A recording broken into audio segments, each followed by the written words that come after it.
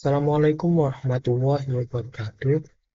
Perkenalkan, nama saya Rizky Al-Karim Arif dari kelas Teknik Informatika C 2022 dengan NIM 2205 1204 098. Pada kesempatan kali ini, saya akan melakukan sebuah simulasi mengenai routing dinamis menggunakan aplikasi Cisco Packet Tracer.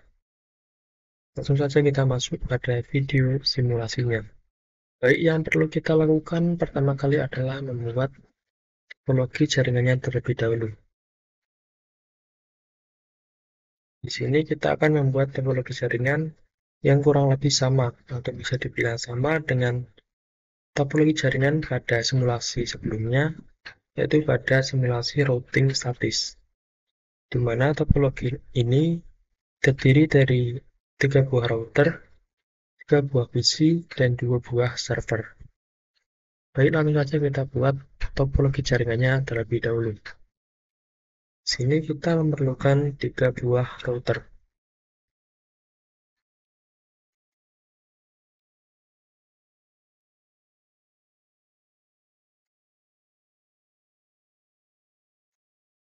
Dan kita perlu 3 buah PC.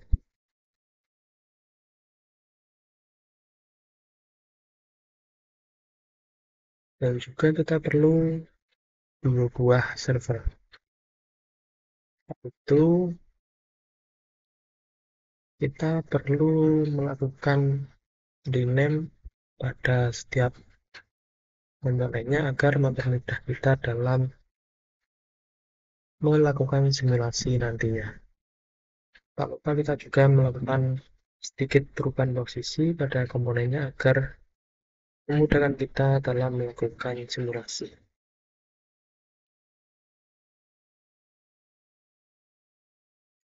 Namanya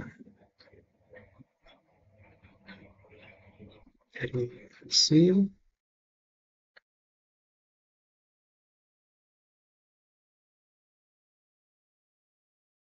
kemudian writernya, dan yang terakhir untuk servernya. Setelah itu kita perlu menghubungkan setiap komponen ini agar menjadi sebuah topologi jaringan. Hubungkan menggunakan kabel automatik. Kan setiap komponennya agar terhubung satu sama lain.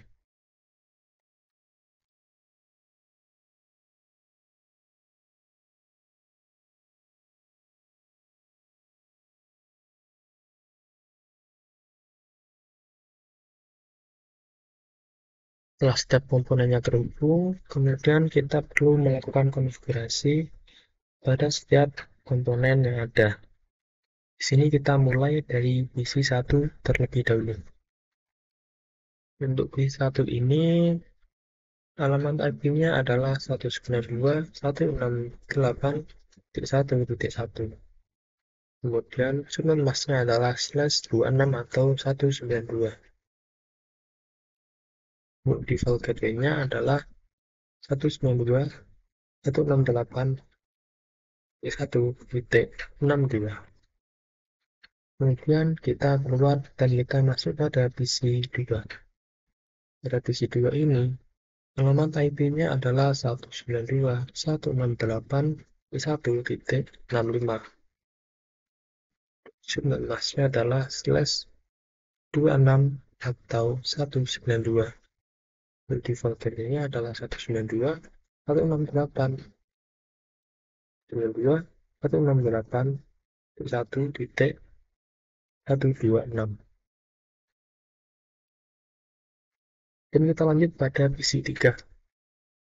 Pada PC3 ini alamat IP-nya adalah 192.168.1.253. Subnet masknya adalah /25 atau 128.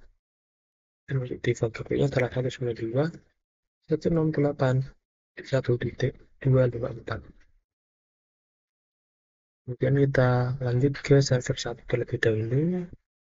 Untuk server 1 ini alamat IP-nya adalah 33.33.33.1. Subnet masknya adalah 255.255.255.0 atau bisa dibilang 124 atau default. Yang default DP-nya adalah 33.33.33.3. Ini kita lanjut pada server 2. Pada server 2 ini alamat IP-nya adalah 43.43.43.1. Untuk subnet masknya adalah default atau /24. Untuk default gateway-nya adalah 43.43.43.3. Setelah itu kita lakukan konfigurasi untuk routernya. Kita mulai dari router 1. Router 1 ini kita masuk ke fase Ethernet 0. Konfigurasi dari fase Ethernet 0 atau yang terhubung ke PC 1 adalah 192.168.1.62. Subnet masknya adalah /26 atau 192. Dan untuk fase Ethernet 1 atau yang terhubung ke PC 2, yaitu alamat IP-nya adalah 192.168.1.126. Untuk subnet masknya adalah /26 atau 192. Kemudian kita langsung saja lanjut ke serial 2 atau yang terhubung ke router 3. Nah, alamat IP-nya adalah 13.13.13.1. Dan subnet masknya adalah /24 atau default. Lanjutkan untuk serial 3. Serial 3 ini adalah yang terhubung ke router 2. Nama IP-nya adalah 12.12.12.1. Untuk subnet masknya adalah default atau /24. Kemudian kita lanjut ke router 2. Kita masuk ke fase Ethernet 0. Dan masukkan alamat IP-nya adalah 192.168.1.254. Dan subnet masknya adalah /25 atau 1.8. Kita lanjut pada serial 2 atau yang terhubung ke router 1. Di mana alamat IP-nya adalah 12.12.12.2. Subnet masknya adalah default atau /4. Dan yang terakhir adalah serial 3 atau yang terhubung ke router 3. Nah, alamat ini adalah 23.23.23.2. Subnet masknya adalah /24 atau default. Dan yang terakhir adalah router 3. Nah, router 3 ini kita melakukan konfigurasi pada fase Ethernet 0 atau yang terhubung ke server 1. Alamat IP-nya adalah 33.33.33.3. Dan menggunakan subnet mask /24 atau default. Kemudian fase Ethernet 1, yaitu yang terhubung ke server 2. Alamat IP-nya adalah 43.43.43.3. Kemudian subnet masknya adalah /24 atau default. Kemudian kita masuk pada serial yang terhubung ke router 1. Mana alamat IP-nya adalah 13.13.13.3. Subnet masknya adalah /24 atau default.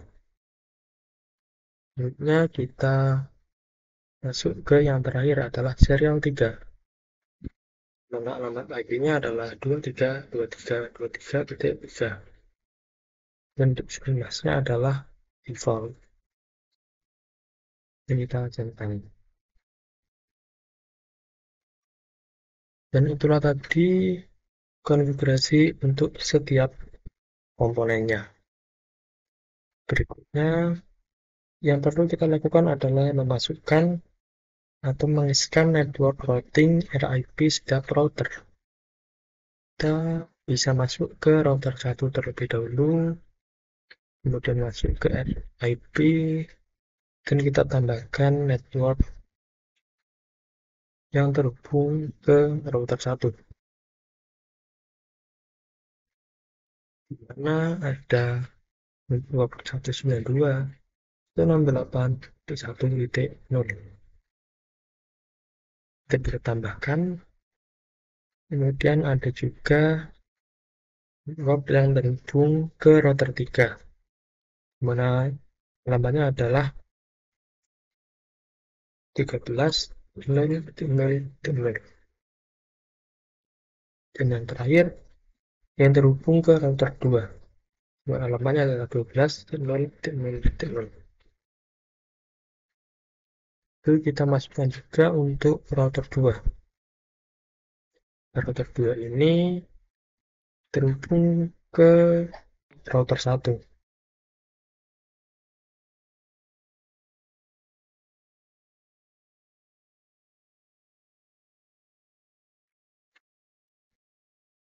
di mana alamatnya adalah 12.0.0.0, yang terhubung ke router 3 adalah 23.0.0.0, dan yang terakhir yang terhubung ke PC 3. Nah, alamatnya adalah 92.168.1.0. Dan yang terakhir kita tambahkan untuk router 3. Router 3 ini terhubung ke 4 network. Yang pertama yaitu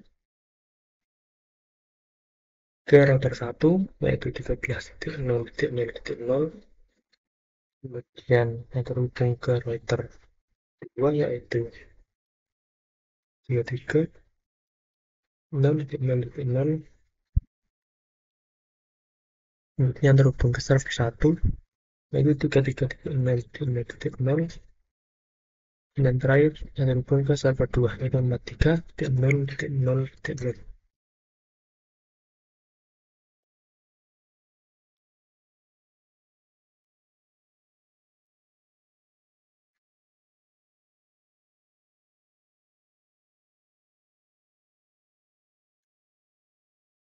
Setelah kita menambahkan network routing RIP, kita tambahkan perintah pada CLI untuk setiap routernya, yaitu kita masuk pada router 1 terlebih dahulu, kemudian kita masuk CLI, dan kita ketikkan no auto summary, kemudian kita masukkan versi 2 untuk mengubahnya ke versi 2. Kita lakukan juga untuk router 2, CLI, masukkan no auto summary, dan kita juga option 2, kita juga untuk router 3, dan juga no auto summary,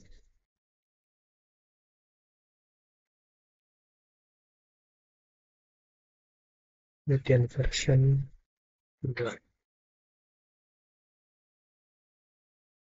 Dan supaya konfigurasi tadi tersimpan, kita harus menyimpan settingan dari masing-masing router tersebut dengan cara kita masuk ke router, kemudian kita masuk ke gerbang setting, kemudian kita save.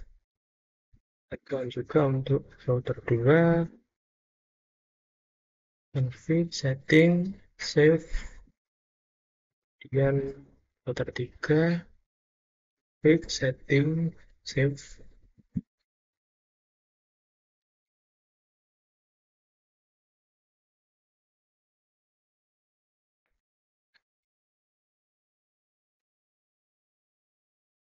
Setelah kita menyimpan konfigurasi tadi, untuk merestart dan meload seluruh konfigurasi device, kita bisa melakukannya dengan menekan tombol Alt S.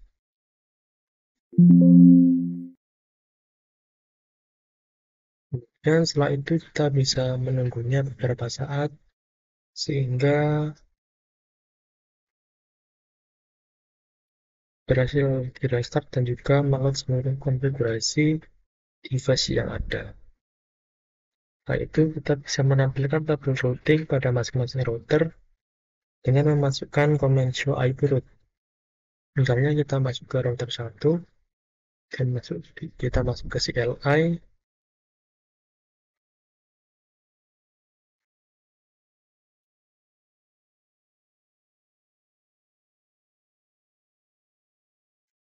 Kemudian kita ketik show IP route dan muncul 3 rute yang telah kita setting tadi.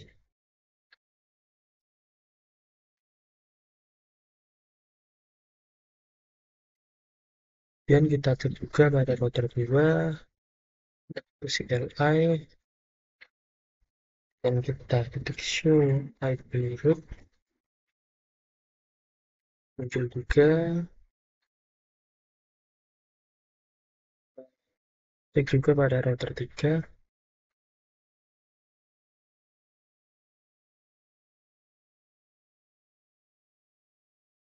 dan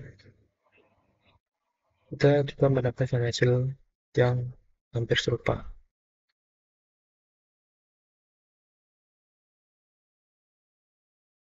Setelah itu kita akan melakukan simulasi dengan mengirim simbol PDU dengan beberapa skenario. Dan saja kita masuk pada mode simulation. Setelah itu kita filter hanya ICMP saja. Setelah itu kita lakukan atau kita coba simulasi. Kita kirimkan simbol PDU dari PC 1 ke PC 2.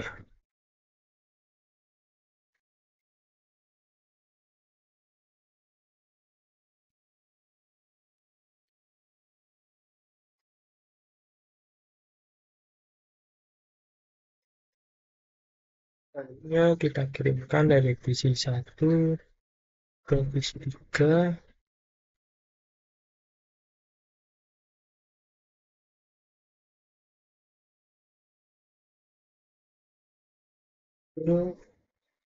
Kemudian kita kirimkan dari PC 1 ke server 1.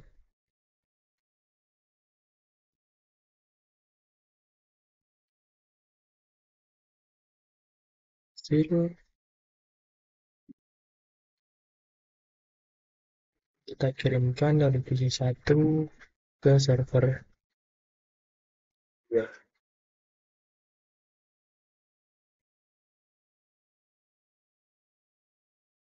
Seperti yang telah kita lihat pada simulasi tadi, dari PC 1 ke setiap endpoint dan menggunakan routing dinamis, kita hanya perlu memasukkan blok yang terhubung pada setiap routernya. Kita tidak perlu melakukannya atau memasukkan setiap rute secara manual.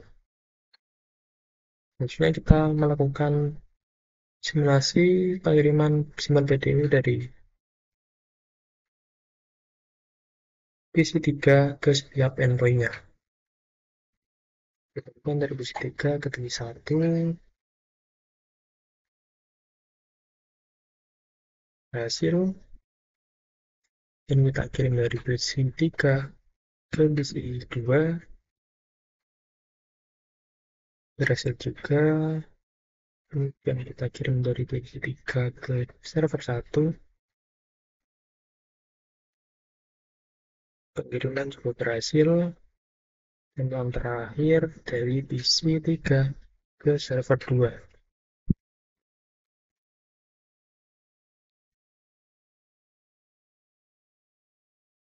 Kurang lebih hasilnya sama dengan pengiriman atau simbol PDU yang kita lakukan dari PC 1 tadi ke setiap endpoint. Hasilnya juga berhasil. Dan terakhir adalah kita lakukan simulasi pengiriman paket simbol PDU dari server 1 ke setiap endpoint-nya. Mulai dari server 1 ke PC 1 terlebih dahulu. hasil kemudian kita kirimkan dari PC server 1 ke PC 2,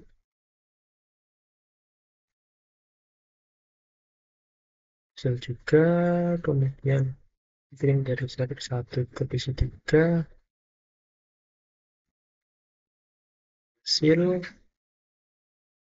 terakhir kita kirim dari server 1 ke server 2.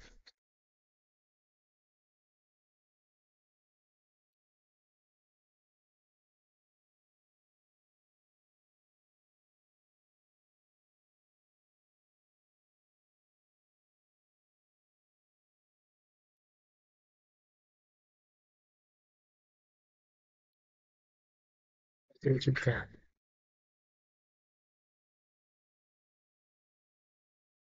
Itu kita kembali ke mode real-time dan kita akan melakukan tracing dari setiap skenario tadi.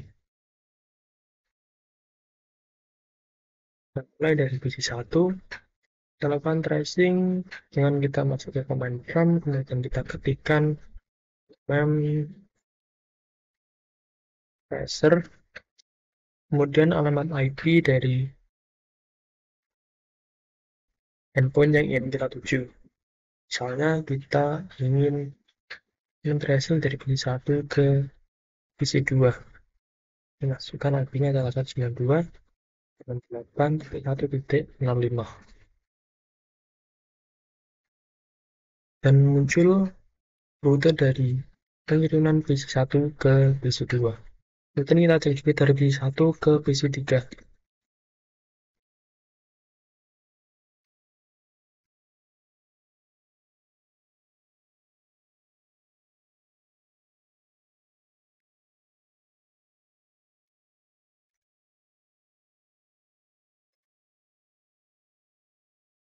Menuju rute dari PC 1 ke PC 3.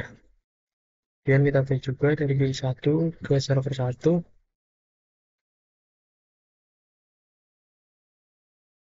Terus rute dari PC 1 ke server 1. Dan kita cek juga dari PC 1 ke server 2. Dan itu juga hasilnya dari rute PC 1 ke server 2. Mana dari PC 1 menuju ke router 1, kemudian menuju ke router 2, dan akhirnya sampai ke server 2. Selanjutnya kita lanjutkan melakukan tracing dari PC 3 ke tiap endpoint-nya. Kita masukkan tracer T, misalnya PC 1. 8 atau 52 atau 8 itu 1.1. Muncul rute dari PC 3 ke PC 1, mana ia masuk pertama kali ke router 2, kemudian masuk ke router 1, dan sampai ke PC 1. Cek untuk PC 3 ke PC 2. Nampak juga hasilnya melalui router 2, kemudian router 1, dan PC 2. Dan cek juga untuk server 1.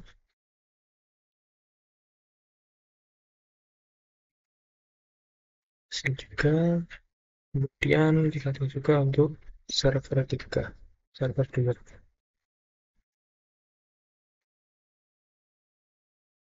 Dan berhasil. Dan yang terakhir kita lakukan tracing dari server 1 ke setiap endpoint-nya. Kembali bentuknya tracer T, kemudian HP tujuan misalnya beli 1, 2, 8, 3, 2, 1. Hasilnya adalah melalui router 3, kemudian menuju ke router 1, dan ke PC 1. Juga bila kita memasukkan alamat IP dari PC 2. Hasilnya kurang lebih sama. Kemudian PC 3, dan terakhir adalah untuk server 2.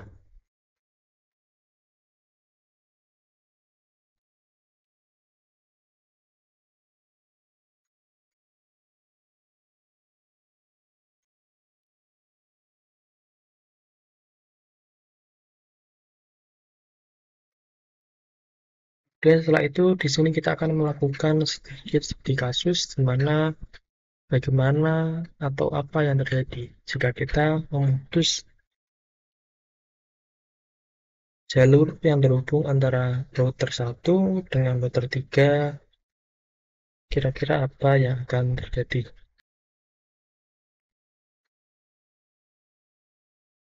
Apakah pengiriman simbol PDU yang dilakukan bisa terkirim atau dilakukan dengan baik? Saya kita masuk ke router 3, kemudian kita putus atau kita nonaktifkan interface yang terhubung ke router 1. Mana yang terhubung adalah serial 2, kita nonaktifkan. Kalau nonaktif, kita bisa menunggu kurang lebih 15 sampai 20 detik.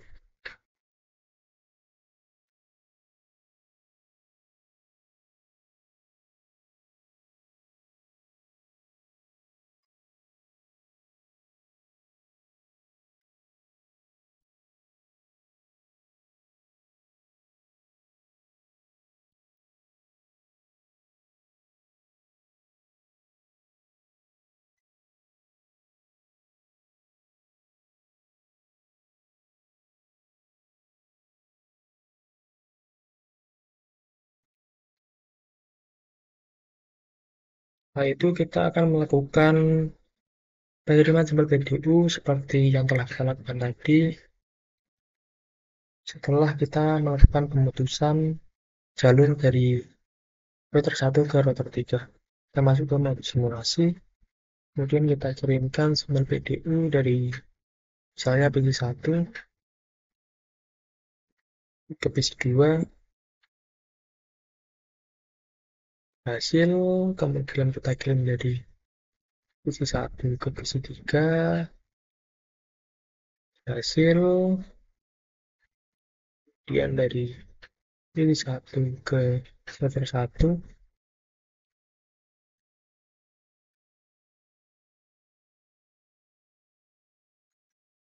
Coba dilihat bahwa jalur yang sebelumnya menuju dari PC1, router 1, router 3, kemudian server 1 untuk menuju dari PC1 ke server 1. Ini melalui router 1, kemudian router 2, kemudian router 3, dan yang terakhir menuju ke server 1.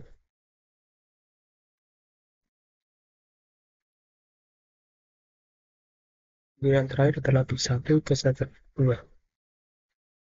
Kurang lebih hasilnya sama dengan pengiriman yang kita lakukan dari PC1 ke server 1, di mana pengiriman ini rutenya dialihkan yang semula dari PC1 router 1, kemudian router 3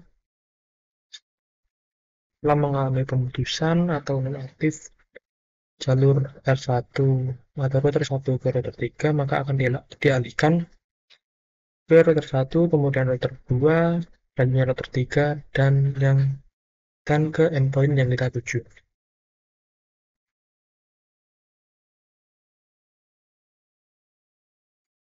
Kita coba juga dari posisi 3 ke setiap endpointnya.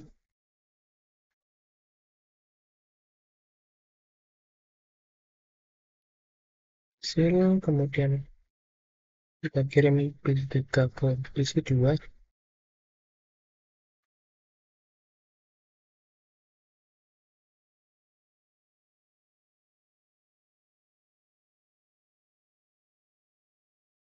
Juga kemudian PC 3 ke server 1. Hasil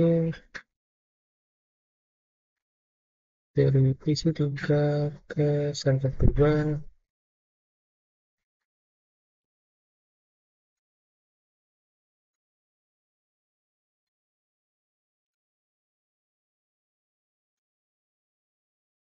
Ya, tadinya kita lakukan simbol PDU juga atau pengiriman simbol PDU dari server 1 ke setiap endpointnya.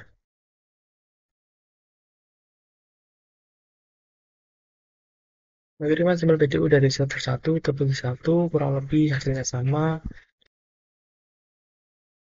dengan pengiriman simbol PDU dari PC 1 ke server 1 setelah mengalami pemutusan pada jalur router 1 ke router 3, di mana sebelum mengalami pemutusan, jika kita mengirim simbol PDU dari server 1 ke PC 1 akan melalui router 3, kemudian router 1 dan ke PC 1.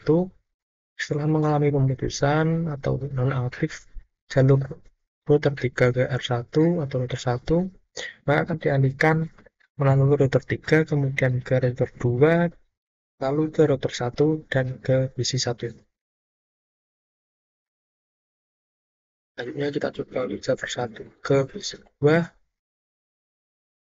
Hasilnya kurang lebih sama dan kita mengirim dari server 1 ke PC 1, di mana rutenya dialihkan tidak seperti saat sebelum mengalami pemutusan atau penonaktifan jalur dari router 3 ke router 1.